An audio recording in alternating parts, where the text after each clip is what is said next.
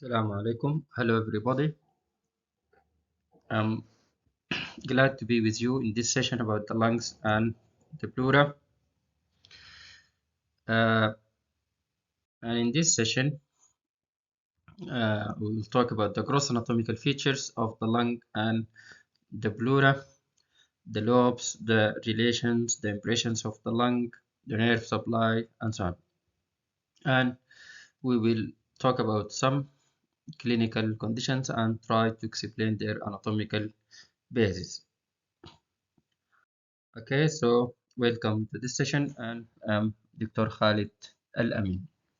This is the chest wall. We mentioned in a previous session that we have a chest wall and a chest cavity. The thoracic cavity or the chest cavity is almost filled with the lungs and the pleura, while the heart just occupies this middle part of the mediastinum. So this is a picture from anterior and this is from posterior. As you can see, the lungs are the main part of the chest cavity, while the middle part, which is called mediastinum, is the smaller part. This is how the lungs look from inside. When you open the chest wall and you remove the chest wall, you will see that these are the two lungs. This represent the pleura. We'll talk about the pleura, and the part which is here is called mediastinum, which is divided into superior and inferior, and the inferior has the middle mediastinum as the main part. The lungs has surfaces and borders. Each lung is conical in shape, and when we say conical, it means that they have an apex and a base. They have three borders and two surfaces. We will see them. So if you look at this is a border. This is anterior border, and the anterior border is usually sharp. This is a posterior border, which is blunt, rounded, and here this is the inferior border. This is inferior border. This is an apex because we said it is conical, and here we have the base, the part of the lung which rests on the diaphragm. This is the base. So we have apex, base, three borders: anterior border, posterior border, inferior border. And this surface which you are looking at, this is the posterior surface, and we have this surface here which is called the mediastinal surface or the anterior surface. This is the surface which faces anteriorly or faces the mediastinum. Each lung is divided into lobes, and this division is by fissures. So if we take the right lung is divided by two fissures into three lobes. So what are these fissures? What are these lobes? This is, if you follow me, this is the oblique fissure. This one, the longer one, this is the oblique fissure, and this is the horizontal fissure. This is horizontal fissure, smaller one, and this is oblique fissure. So these two fissures divide the right lung into upper lobe, middle lobe, and posterior lobe.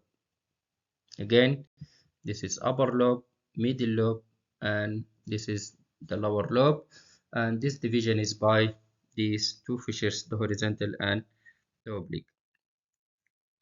Again, this is the right lung. This is upper lobe, middle lobe, and this is lower lobe. This part here is called the hilum. We will come to it. If we take the left lung is divided by one fissure into two lobes, not like the right. So here we have only one fissure, and this is the oblique fissure. So in the left lung, there is no horizontal fissure. just one oblique fissure, and this divides the lung into upper lobe and lower lobe. This is the upper lobe, this is the lower lobe. This is another picture for the oblique fissure and the two lobes of the lung. If you look here, this is the apex, and here we have the base or diaphragmatic surface, which rests on the diaphragm. This is mediastinal surface, and on the other side we have the posterior surface. Usually we use these two terms, the lung root and the hilum of the lung. So is there any difference between them? Yes. Usually when we have the lung dissected out like this and we are just looking at the lung, this is the hilum. But when this lung was attached to the chest wall by this structure, the bronchus, the pulmonary vein, and the pulmonary artery, this structure form the root. So while these structures are in body, are in place, they form the root of the lung. But when you cut them and you look at the lung like this, you are looking at the hilum. So this is the hilum of the right lung, and if you look at it, usually in this hilum, you see that the bronchus, which is the most posterior here, is divided into main bronchus and upper lobe bronchus, because this is going to this lobe, which is the upper lobe. This is called upper lobar bronchus. And the pulmonary artery will do the same. The pulmonary artery here in blue because it brings deoxygenated blood. It is in blue. It is divided into main pulmonary artery and into upper lobar pulmonary artery. Then we have two pulmonary vein and their position is the same in the left and right. They are anterior and inferior. So this is how the hilum of the right lung looks like, and it is divided, surrounded by this ligament here, which is called the pulmonary ligament. It is just formed from the pleura. It is not a true ligament, but it is called pulmonary ligament. So this is the hilum of the right lung. If we come to the left lung, it is more easier. You can see that the pulmonary artery is here. It will divide inside the lung, not outside. This is the bronchus pleuroid, and as we said, the pulmonary veins, they reserve the same position, anterior and inferior. Okay, so the hilum of the lung, left lung, is easier than the right one, as you have seen here. Next, let us talk about the impressions on the lung. And let us start with the left lung, which is in closer relation with the arch of the aorta and descending aorta. So if you look here, this impression is the impression for the arch of the aorta, which then descends down into descending thoracic aorta.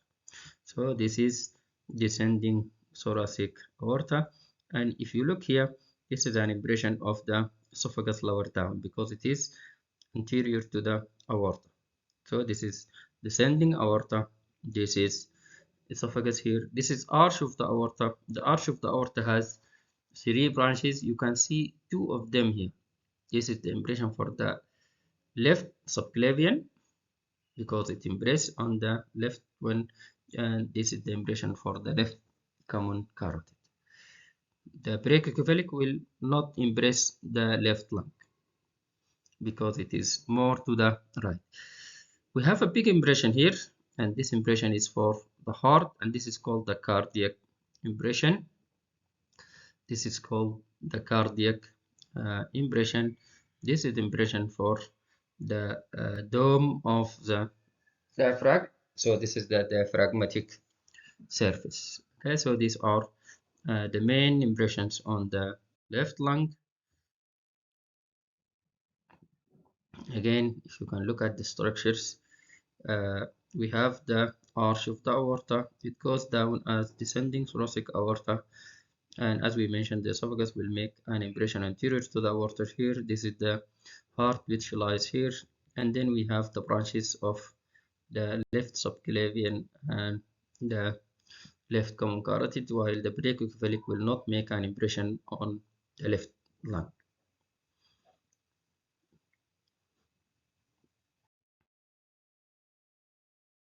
This is how it looks after we remove the structures.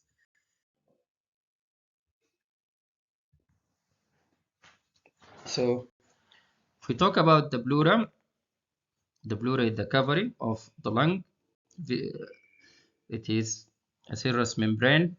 It has two layers, visceral and brighter, like the pericardium and the peritoneum in the abdomen. And these two, they have many differences.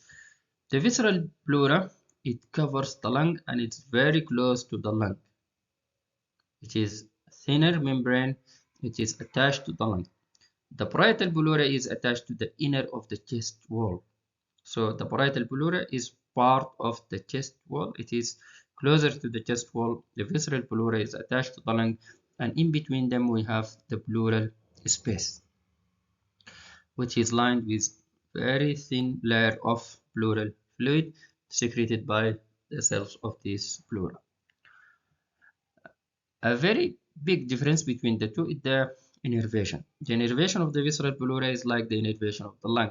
That is to say, it is sympathetic and parasympathetic autonomic, while the parietal pleura is supplied by somatic innervation like the chest wall. So, what this is it an important difference? Yes, the parietal pleura is sensitive to pain, the same like the chest wall. The visceral pleura is not sensitive to pain. It is sensitive to stretch, but it is not sensitive to pain because it is autonomic. The pain here is very sharp, localized, severe. The pain here is dull, ill-localized, vague pain. Okay, so in the parietal pleura we have this type of pain, which is somatic, sharp pain. So if we are doing any maneuver in the chest wall, inserting a tube in the chest, we have to make sure we have anesthesia up to the level of the parietal pleura, so that the patient will not feel pain. We have a very important topic, which is the bronchopulmonary segments, and uh, this is a division of the lobes. We said the right lung has three lobes, the left has two lobes, but each lobe is divided into smaller segments, and these segments are called bronchopulmonary segments. They are wedge shaped, like a piece of pizza or a piece of cake. It has an apex and a base, a triangular shape. This is wedge shape, and each segment is supplied by segmental bronchus, segmental pulmonary artery, segmental pulmonary vein.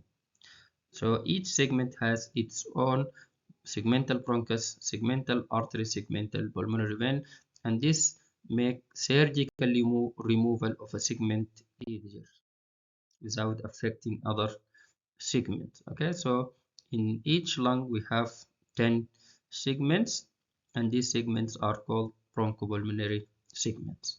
So the upper lobe of the right lung is divided into three, the middle lobe into two, the lower lobe into five. In the left lung we have five in the upper lobe and five in the lower lobe, and each lobe here, if you can see, it has its own color. This is from posterior.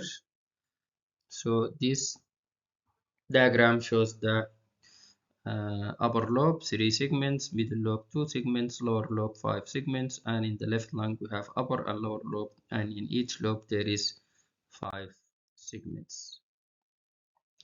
This is how they look from anterior. This is the upper lobe. You can see it has three segments.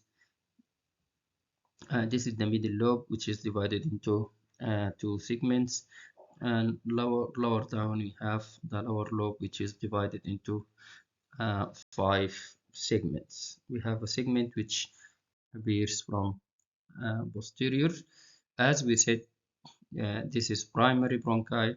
These are lobar bronchi, 1, 2, 3, and each this is the upper lobe bronchus. You can see it is divided into 3 segmental bronchi, and here we have for the middle lobe 2, and for the lower lobe 1, 2, 3, 4, and we have a fifth here on the posterior part, and the same applies for the left one. Okay, we have some important clinical points like pneumonia. Pneumonia is inflammation of the lung.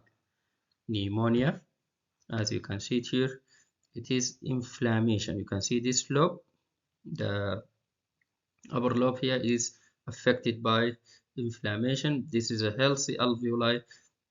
This is alveoli which is filled with fluid, so the patient will not breathe normally because some of his alveoli are affected, and some of the bronchioles may be blocked with the fluid caused by inflammation. So pneumonia is inflammation of the lung. It can be caused by bacteria, viruses, and so on.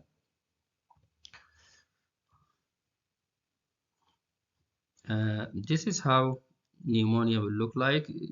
This is normal lung, black but with patchy white color. If you see this white color here, this is called consolidation and indicates pneumonia at this upper lobe. This is something which is more serious here, and it is caused by cigarette smoking or have cigarette smoking as a risk, which is lung cancer. Okay, another clinical condition which may affect the lung. You can see it here. This is cancer in the lung.